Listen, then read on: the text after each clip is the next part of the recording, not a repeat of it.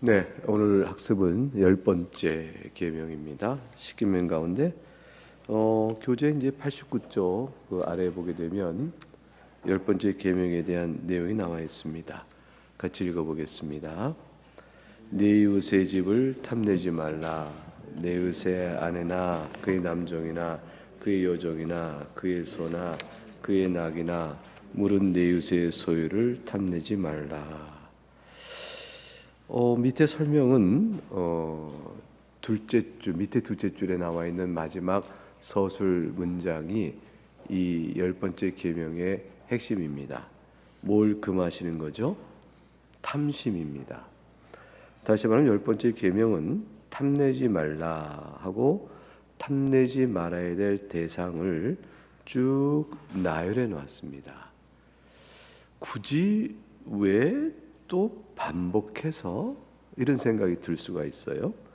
이웃의 집, 이웃의 아내, 남종, 여종, 소, 나귀, 이웃의 소유, 이게 전부 다 도둑질하지 말라, 간음하지 말라, 또 거짓 증언하지 말라 등등 안에서 이미 다 포함하고 이미 배워온 거 아닌가? 근데 다시 그것들을 나열하면서 탐내지 말라 하여 10번째 계명으로 구별해 둘 필요가 있나라는 생각이 들 수가 있는 거죠. 여러분 그런 생각은 안 해보셨어요? 그래서 10번째 하니까 10번째라고 했는데 내용 보면 이미 앞에서 다 있는 거죠. 남의 것을 탐하지 말라의 의미는 사실 이미 어디서 우리가 다 배워요? 도둑질하지 말라 속에 있는 거고, 거짓 증언도 뭘 하기 위해서 거짓 증언하죠? 자기의 이익을 더하려고 거짓 증언하는 거거든요. 그 관계 안에 간음하지 말라도 마찬가지예요.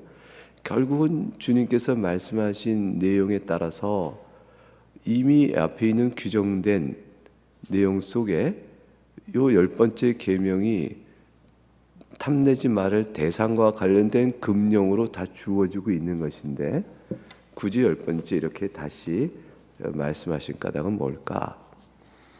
그것에 대한 해설은 탐내지 말라라고 적시했다는 점에서 있어요.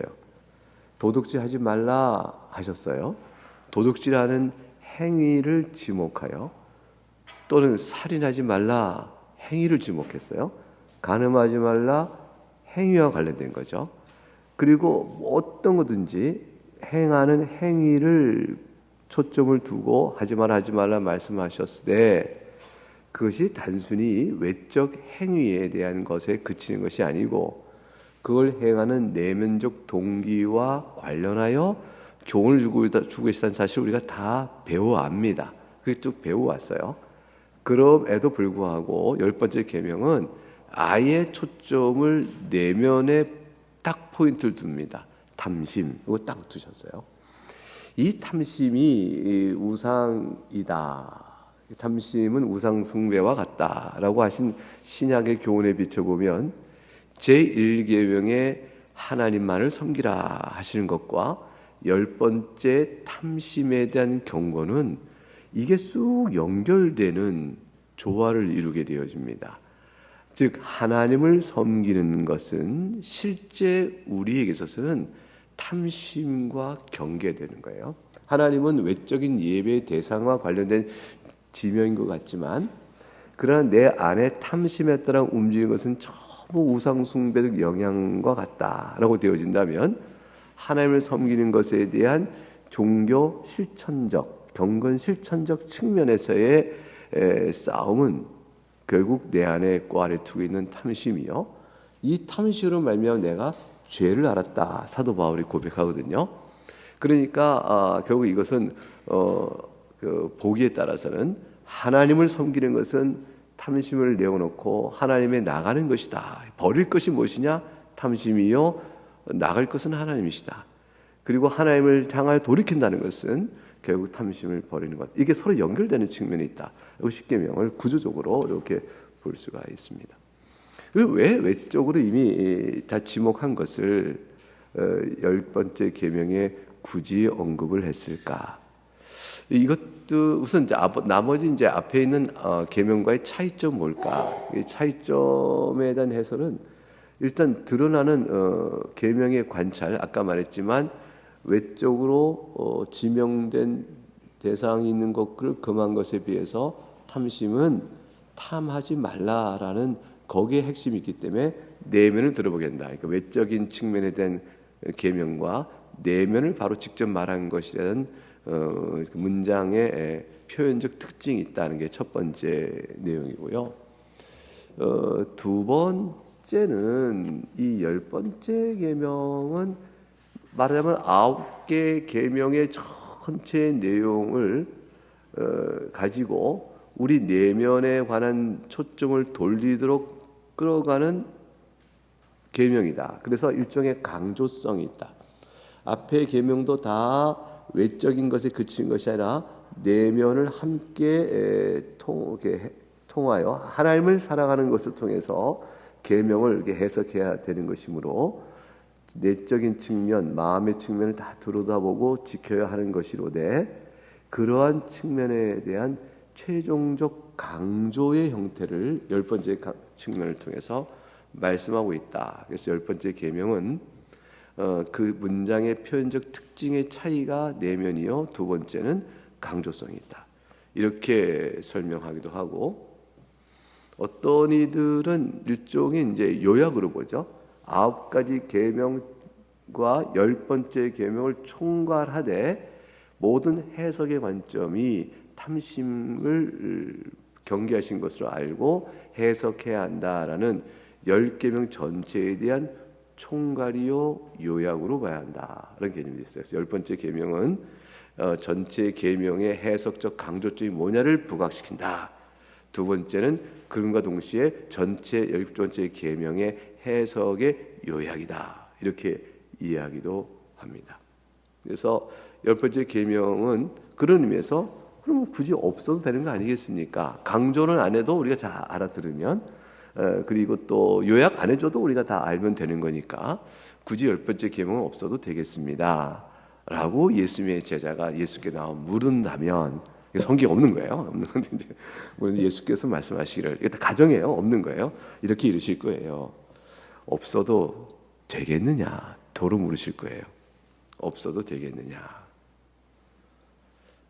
없으면 어떻게 될까요? 10번째 계명이 지금까지 쭉 본 것대로 해서 우리가 다 설명했으니까 10번째 계명이 없어도 어떨까요? 없어도 되겠냐? 없어도 되겠습니다. 베드로는 그렇게 얘기하겠죠. 근데 바울은 아닙니다. 율법에 탐하지 말라가 죄가 아니었다면 내가 탐심이 죄인 줄 몰랐을 것이다. 이렇게 말한 바울은 없으면 안 되겠습니다. 이렇게 얘기할 수 있을 거. 베드로는 없어도 다 할 수 있습니다. 이렇게 말할까요? 이 10번째 계명이 없다면 죄를 말이죠, 외적인 측면으로 보는 경향성이 생겨요. 죄란 뭡니까? 하지 말는 거 안 하면 된 거 아니냐? 나 안 했다 라는 게 생겨요. 그러다 보면 자기의 의의 개념이 내가 하지 말는 거 안 했다라는 것으로 자기 의의가 형성돼요. 이 두 가지 문제가 생겨요. 죄인식이 깊이 내면을 들여다보고 하는 대로 이끌어가지 못하게 될 수 있고, 그 결과로 행위적 드러난 의의를 자기 진정한 의로 삼는, 그야말로 바리새적인 또 유대인들의 오류가 범하는 계명에 대한 자세가 생기죠. 하나님이 계명을 주신 것은 거울의 효과라고 그랬어요. 우리가 얼마나 때가 묻고 더러운 자인가를 보여주는 거울과 같은 것이 하나님의 율법과 계명이거든요. 그 자기 모습을 바라보고 그것을 하나님 앞에 나와 용서를 구하고 긍휼의 자비함을 입어 새로운 사람으로 나아가 내 얼굴을 비추었던 그 계명이 용서받은 자로서 하나님과 동행하고 하나님을 사랑하는 행복하고 자유로운 삶의 순종으로 계명을 이제 실현해가는 그러한 관계로 바뀌어가는 거거든요. 그래서 만일 이 10번째 계명이 없다면 해석의 틀이 외적인 것으로 규정되어지면서 죄의 인식이 피상적이 되고 의의가 거짓된 의의를 쌓게 되어 결과적으로는 사람이 실질적으로 하나님의 은혜로 내면적 영적 변화를 겪어야 한다. 주 예수 그리스도의 은혜로만 내가 구원을 받아 하나님의 도우심으로 내가 마음의 변화가 있어야 한다라는 사실의 인식까지 미치지 못할 수가 있는 거죠. 계명은 그리스도에게로 우리를 이끌어 성령 안에서 변화되어 나중에 계명의 불순종의 사람이 계명의 순종의 사람으로 바뀌어가는 이 과정상에 하나님 쓰시는 것이란 말이에요. 그렇기 때문에 그런 의미에서 10번째 계명이 없다면 아마도 죄인식의 오해, 거짓된 의에 대한 자기 주장, 그리고 거울 효과로 자기를 들여다보는 마음의 상태에 대한 직시와 그를 통한 하나님의 변화시켜주는 은혜에 대한 갈구, 그리고 죄 용서함에 대한 그리스도의 전적인 의를 구하는 데까지 나가는 일이 온전하게 수행되지 못할 수가 있다. 그래서 10번째 계명은 율법 주심의 뜻이 무엇인가를 가장 정확하게 짚어주는 중요한 의의가 있어요. 마무리면서 그러므로 내 이웃의 소유를 탐내지 말라 하고 읽을 때 주님 과연 그렇습니다. 이 모든 계명 속에 우리 죄의 실상을 비춰주시니 결국 우리 안에 꽈를 두고 있는 우상과 같은 탐심입니다. 우상이라는 게 하나님 없이 나를 이끌어가고 나를 지배하는 힘과 세력과 영향력이면 다 우상이죠. 그게 대상화되어질 때 종교적이든 아니면 물력이든 각종 대상으로 드러나는 것이죠. 그래서 권력의 우상이 된 사람은 권력이라는 대상을 향하여 이 탐심이 작동하는 것이니까요. 그러니까 그런 식이다 볼 수가 있어요. 그러므로 10번째 계명은 10번째 계명으로서의 유니크, 독특성과 차별성을 가지고 율법 전체를 뜻이 무엇인가를 강조하면서 해석의 틀을 제시하며 내용적인 것 측면도 요약해주는 효과를 갖고 있다. 그래서 10번째 계명은 10번째인 것이죠. 그것은 불필요하게 더해졌거나 없어도 될 수 있는 계명이 아니다라는 점을 잘 이해하실 수 있도록 말씀을 드렸습니다. 잘 이해가 되셨습니까? 예. 그거 지금 설명드린 것만 마음에 잘 이해하셨어도 오늘 학습은 이제 끝난 겁니다. 그럼 나머지 칼빈이 정리해 놓은 거는 한번 보죠. 뭐라고 하셨나? 맨 아랫줄 술책이나 사기나 장깨 부림으로 아내가 남편의 교회에서 떠나게 하든지 종들이 도망치 않아서 소용이 떠나게 해서는 안 된다. 그래서 10번째 계명에 대한 1차적인 해설을 하고 그 다음에는 이제 그걸 다시 또 자세히 풀었어요. 공교한 말로 아내가 남편에게서 혹은 종이 주인을 떠나게 해서는 안 된다. 왜 떠나게 할까요? 자기가 취하려고 하는 거죠. 우리 남편이 자기 아내로부터 떠나게 함으로 남편에게 버림받은 아내가 우리 것이 되도록 해서는 안 된다. 그래서 이간질시켜서 남편이 아내를 버리게 만들고 버림받은 아내는 자기가 취한다. 이런 식의 꾀도 피면 안 된다. 이게 다 왜 칼빈이 이런 예를 썼냐면 그 당시에 사회 속에 있는 양상을 보고 사례를 끌어와 쓰고 있는 거예요. 그렇게 하면 이거 10번째 계명에 대한 해설로 적용 사례가 되는 거야. 그걸 쓰고 있는 것이에요. 이게 상상으로 쓰는 게 아니라 실상에 벌어지는 예를 들어서 들고 있는 것과 같죠. 우리는 주인에 의해 쫓겨난 종들이 우리 차지가 될 수 있게 해서 주인이라고 종을 쫓아내도록 공교한 말로 간계를 피워 해서 안 된다. 이게 탐하니까 어떻게 저 사람이 저 종이 탐나는데 종을 주인이 노하여 버리게끔 해서 그래가서 그냥 종을 버림받으면 내가 취해야지.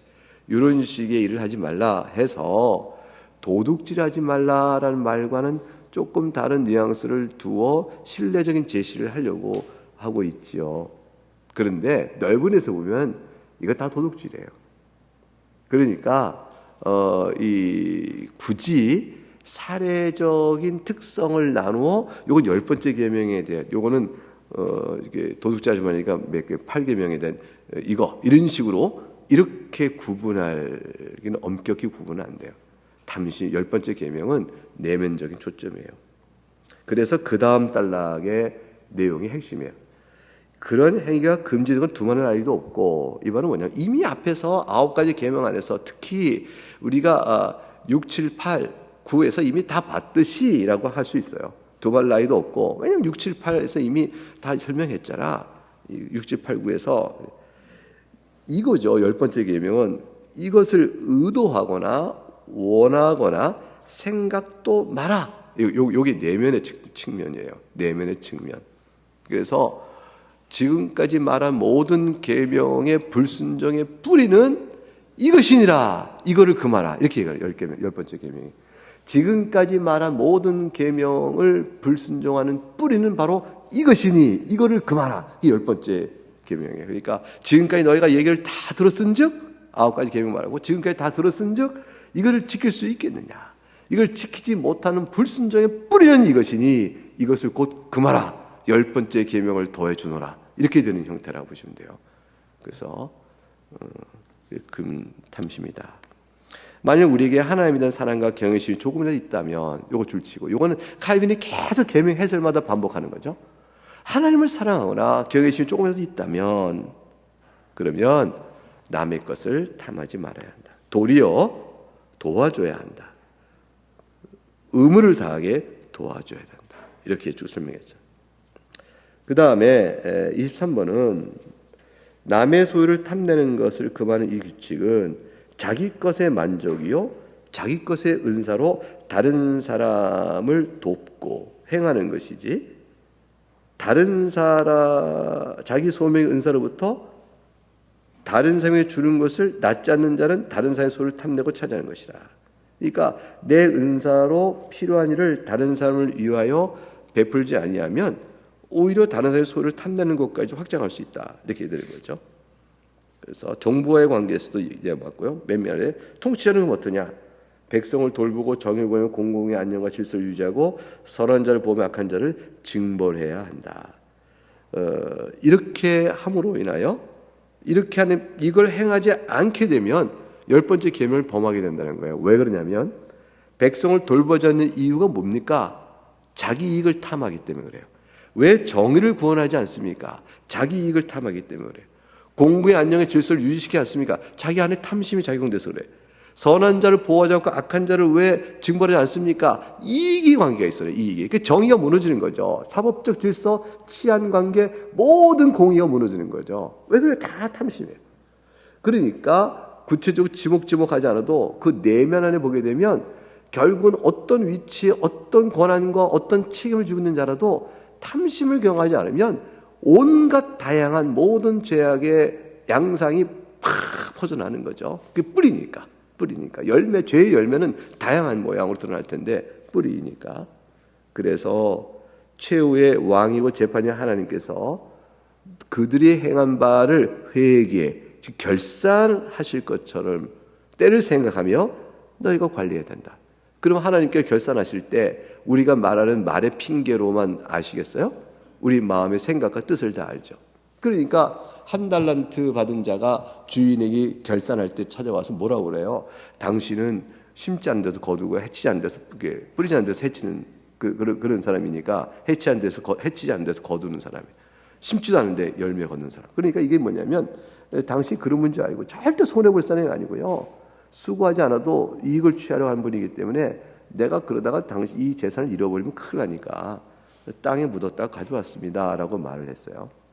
이거는 주인에 대한 이해와 자기가 땅에 묻었다 그대로 한 달란트 가져온 것의 상관관계가 불충성이 아니고 당신을 잘 이해한 나름대로 나의 충성 어린 판단입니다. 그러니까 제가 한 행위를 충성되게 봐주세요 라고 내민 거란 말이에요. 그러니까 종은 주인에게 충성했습니다 하고 내민 거고 주인이 그걸 충성을 인정해줘야 안자가 남는 거죠. 그때 주인이 뭐라고 말해요? 애라도 알겠다. 네가 정령코 나를 그런 사람이 알았다면 이자라도 받을 수 있도록 했다가 갖고 와야지. 땅에 묻었다 그냥 와? 그거는 네가 충성되지 않았다는 반증인 거지. 충성되지 않았다는 사실을 보여주는 거지 절대 충성의 증거가 될 수 없어. 그게 주인이 얘기하는 거예요. 그러니까 주인은 그 그러면서 이 한 달 사이는 뭐냐면 악하고 게으른 종아 이렇게 말하죠. 그 뭐냐면 네가 악하여, 다시 말하면 주인에게 충성되지 않아요. 이때의 악함이란 것은 도덕적 악함이 아니에요. 주인에게 종으로서 가져야 될 합당한 관계의 태도에 따라 행하지 아니하니 주인 볼 때 악한 거죠. 그러니까 네가 종의 신분을 판단을 벗어났도다. 네가 나에게 충성되지 못하다. 악하다. 그것이고 그 다음에 게으르다 그랬어요. 악하고 게으른 종아. 왜냐하면 주인에게 충성되지 않으니까 이식을 얻고자 맡기는 조차 게을렀던 거예요. 그러니까 아예 주인을 향한 눈꼽만치의 충성 어림과 그 종으로서의 합당한 태도가 없었다는 거죠. 철저히 주인을 무시한 자죠. 그리고 묻어놓고 와서 말로는 주인이 이런 분이니 제가 이렇게 했습니다. 제가 판단이 미숙하든지 모르지만 비록 지혜롭게 판단하지 못한지 모르겠지만 한 가지가 제가 주인을 대해서 충성되지 않은 건 아닙니다 라고 말한 그 태도를 가증히 여기게 되죠. 가증히 뺏어버리고 내쫓습니다. 하나님 앞에서의 결산한 게 그런 거란 거예요. 하나님께서 우리가 이런 핑계 저런 핑계 무엇인가를 이유를 댈 거예요. 우리끼리는 이유를 대서 넘어가요. 왜냐하면 캐 묻지 않아요. 캐 물어야 그 상대가 캐 묻는 거에도 순순히 뭐 말할 것도 아니고 또 의심하여 캐 묻는 사람의 판단이 항상 옳은 것도 아니고 관계가 나빠지잖아요. 우리는 묻지 않습니다. 그 상대방이 말한 말을 들어주고 믿어주는 거죠. 그게 신뢰적이 되어지니까 거기에 이제 이용하는 사람도 있을 수 있어요. 어떻게 이렇게 늘 자기의 보면은 공동체 생활하다 보면 항상 조금 손해 보거나 손해도 아니에요. 조금 전체를 위해서 해야 될 일일 때는 항상 핑계가 있어서 빠지는 분들이 있어요. 그리고 일어서야 할 때 일어서지 않고 안 일어서는 거죠. 그 이유가 있는 거죠. 그렇게 저렇게 이유가 되는데 그 이유 중에는 상당 부분은 그 개인의 특성 때문에 이해돼야 될 이유가 있어요. 맞아요, 그거는. 근데 어떤 경우는 아닌 것도 있는 거예요. 그거를 누가 가려내냐면 하나님 가려내시는 거죠. 그러니까 우리는 개인의 특성상 어쩔 수 없이 이해돼야 되는 부분은 공동체가 사랑으로 다 이해해야 되는 거고요. 그렇지 않고 개인이 그거를 이용하는 어떤 형태의 것들은 하나님이 판단하시는 거죠. 우리는 그거를 정직하게 주 앞에서 결산할 줄 알고 행해야 된다. 이 이야기를 하는 거예요. 그렇게 되어진다면 10번째 계명은 결국 하나님이 우리를 보실 때 내 내면의 동기가 뭔가를 판단하신다. 그거죠. 하나님 제가 언제 살인하지 않았습니다. 제가 형제를 향하여 나가라 하고 말했습니다. 근데 공의에 끌려간다. 주님이 말씀하셨어요. 미워하는 자마다 지옥에 던져진다.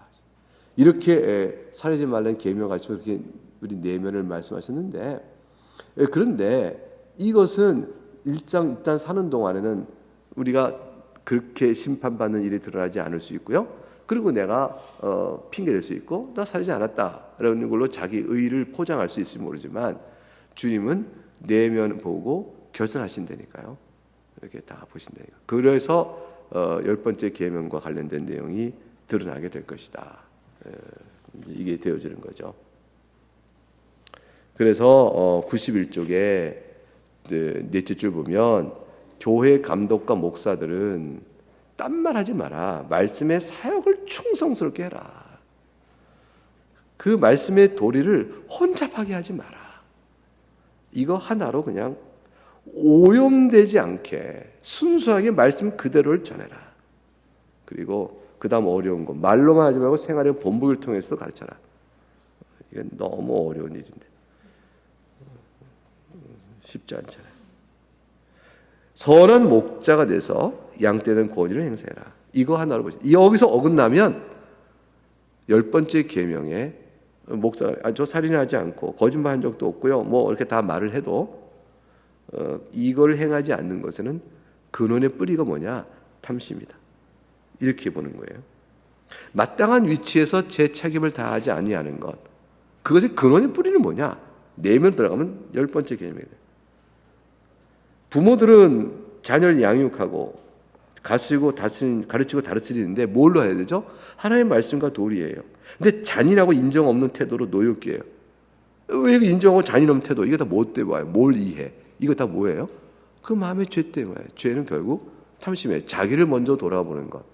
탐심이라는 것을 우리가 과한 욕심, 정한 부분을 넘어서는 것 이렇게 볼지 모르는데 그게 아니고요. 자기 중심적으로 무엇인지 정도와 선과 자기 것이 아닌 것을 탐하는 마음.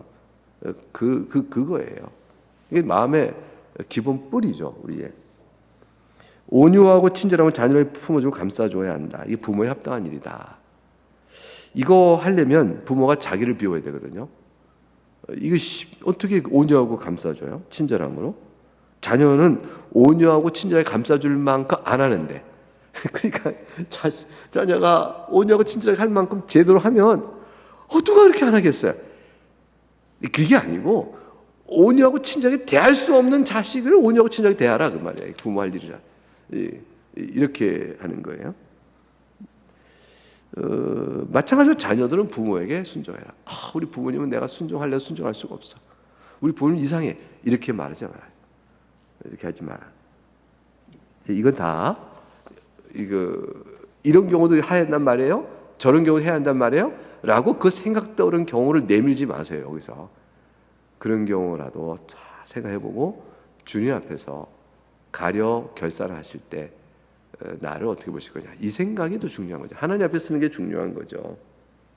그래서 맨 밑에 줄 유술함과 온유함, 심하게 꾸짖지 말고 가혹함을 조절해라. 종들은 부진하고 고분고분 행동하고 눈가리만 하지 말고 하나님께서 보듯 죽게 하듯 순종해라. 주인들은 종들에게 까다롭고 고약하고 행동하지 말고 지나쳐 엄격한 억압하지 말고 욕설하지 마라. 사랑 형제들과 같이 여겨야 된다. 맨 92쪽 이런 식으로 각 사람은 자기 위치와 신분 속에서 이웃의 의무를 생각하고 책임을 감당해야 하는 것이다. 이 칼빈 선생은 이렇게 해서 이제 여러 사례들을 쭉 정리해 놨어요. 이 사례 정리는 10번째 계명의 여러 사례들에서 나타나는 이 모든 행동은 그 뿌리가 뭐다? 탐심이다. 이렇게 설명하는 것으로 이해되어야 해요. 이제 그것을 제가 진술은 그 강조를 하기보다 여러 사례를 쭉 하고 또 다른 설명 붙여놨지만 초점은 거기에 있습니다. 10번째 계명은 거기에 있다. 네, 이렇게 해서 다 끝났네요. 설명이 오래 갈 줄 알았는데 다 끝났습니다. 혹시 질문 있으셔요? 안 하셔요? 네. 그러면 10번째 계명까지 내용을 다 봤죠? 숙제를 낸 게 있는데 아담과 하와가 범한 죄가 10가지 계명 중에 어떻게 됩니까? 숙제 해보셨어요? 하셨죠? 발표하시기가 부끄럽죠? 해보실래요? 누가 하실래요? 남원성 교수님 하실 거예요? 이렇게 손을 드셨잖아요. 이렇게 갑자기 이렇게 딱 이렇게 손을 드셨어요. 할래요 하다가 아유 내가 못하겠다. 그거 아니에요? 자, 첫 번째 아담과 1계명을 어떻게 어겼나요? 어떻게 어겼어요? 나 외에는 다른 신을 섬기지 말라 했는데 하와는 지금 누구를 하나님 대신하여 섬긴 거죠? 마귀의 말을 더 하나님보다 진실되고 권위 있게 들은 거죠. 이게 1계명 어긴 거죠. 2계명 뭐예요? 나 우상을 섬기지 말라 했는데 결국 하와의 마음속에 탐심으로 작용된 우상이 뭐예요? 그만 명령을 먹고 싶다. 그게 이제 우상화된 거죠. 자기 삶의 목적화된 거예요. 그걸 부추긴 거죠. 이게 뭐 1계명, 2계명, 3계명 망령되이 여기지 마라. 하나님 말씀을 헛되이 여긴 거죠. 그러니까 무시한 거예요. 그리고 하나님이 자신들 하나님과 똑같이 될까봐 먹지 말라 했다니까 하나님 나쁘시다. 어떻게 그럴 수 있느냐. 진실되지 않다. 먹어도 안 죽는다는 마귀의 말을 듣고 하나님을 욕되게 돌린 망령의 죄를 범한 것이죠. 안식의 계명을 잃었다는 것은 하나님이 창조 때 주어받은 창조의 안식과 평온을 다 깬 거요. 순종함으로 얻을 수 있는 하늘의 영원한 생명의 안식, 다시는 죄를 범할 가능성이 없는 그런 복된 안식을 또 잃어버린 거죠. 소망의 약속으로 주신 바를 버린 것이요. 창조 때의 평온과 안식도 깬 거잖아요. 이게 4계명 어긴 거죠. 부모를 공경하라는 것은 부모는 하나님은 우리의 나를 만드신 창조주를 향하여 하나님을 섬기는 것 이해와 부모 공경 이해는 유비적이란 말이에요. 그런데 아담과 하와에는 부모는 생물학적 부모는 없는데 부모로서 해야 될 자식에 대한 책임이 있는 거예요. 그래서 부모를 공경하는 말은 우리 적어도 아담과 하와에게는 하나님을 섬기는 예배의 태도와 관계되고, 그 다음에 부모로서 해야 될 자녀에 대한 관계의 태도가 그 5계명에 같이 주어지니까 결국은 그런 부분에서 자녀들의 생명을 다 빼앗은 거잖아요. 자녀들 다 죽음으로 몰아낸 거죠. 자신들의 죄로 인해서 자기 후손들을 전부 다 죽음의 세력 아래 내밀었으니, 부모를 공경하라라는 말 속에 담겨있는 윗사람과 아랫사람의 상호관계에 대한 계명에 펼쳐보게 되면 하나님의 불께 불순종하여 아랫사람에게 뭐가 돼요? 자녀에게는 죽음을 던져진 죄가 되는 거죠. 그러니까 5계명을 보는 거죠. 6계명 살인하지 말라, 마찬가지잖아요. 영원한 정죄와 심판 아래 던져버렸으니까 살인하지 말라 죄를 범한 것이요. 간음하지 말는 것은 영적 측면에서는 마귀의 말을 따라갔으니 이미 마음으로 간음한, 영적인 간음을 한 것이죠. 그 다음에 7개 뭐예요? 살인하지 말 됐고, 7개 뭐야 또 8계명에 거짓말하지 말라. 그 거짓말했잖아요. 그러니까 이게 먹지 말라는 거짓말에 동의하고 침묵하고 따라갔으니 그 또한 거짓말한 것이요. 하와가 아담한테 줬을 때도 마찬가지라. 하나님과 언약 관계를 무시해 버렸잖아요. 거기서 이제 거짓된 언약 앞에 쓴 모습이 되어지는 거죠. 그 다음에 뭐가 있어요? 9계명 도둑질하지 말라. 이거 하나님 금하신 건데 먹었으니 도둑질한 거죠. 너무 쉽잖아요. 하나님 금하신 걸 먹었으니 도둑질. 10번째 탐심 그대로 들어가죠. 오늘 공부한 대로. 그러니까 사실 10가지 계명이 다 들어있어요. 그러니까 이 계명은 어느 하나만 죄를 범하는 게 없어요. 모든 죄는 10가지 측면이 다 드러나요. 어느 하나. 그러니 우리의 죄가 얼마나 무겁고 심각한 것이냐, 이런 것이죠. 한마디로 하나님을 사랑하지 않는다는 것이 뭐냐, 그게 다 드러나는 거예요. 하나님을 사랑하지 않는 것. 그 이웃을 내 몸같이 사랑하라. 이웃을 내 몸같이 사랑하는 것을 통하여 하나님께 예배하는, 이제 1계명, 2계명 가장 우선적 계명은 하나님 사랑이에요. 두 번째 계명은 하나님의 사랑을 위하여 존재하는 거예요. 이게 두 번째 계명이 우선화돼서 하나님 사랑을 떠날 수가 없어요. 이웃 사랑 때문에 하나님을 안 믿어, 이게 안 되는 거예요. 이웃 사랑 때문에 내가 하나님께 감사치 않아, 이건 안 되는 거예요. 이거는 이 목적과 수단이 바뀌는 거죠. 그러니까 두 번째 계명은 항상 하나님을 사랑하기 위한 목적의 수단과 방편으로 이웃을 사랑하는 거예요. 이웃 사랑은 절대 목적이 아니에요. 수단적 2차 목적이에요. 그러나 그걸 통해서 하나님을 사랑해야 되니까 가시적이고 실천적인 것이죠. 이런 있게 되죠. 그러니까 이웃을 사랑하지 않은 거죠. 이렇게 하와와 아담이 서로 사랑하지 않은 거죠. 서로 죽인 게 된 거잖아요. 그러니까 아담은 막았어야 되고 하와는 주지 말았어야 되는 거죠.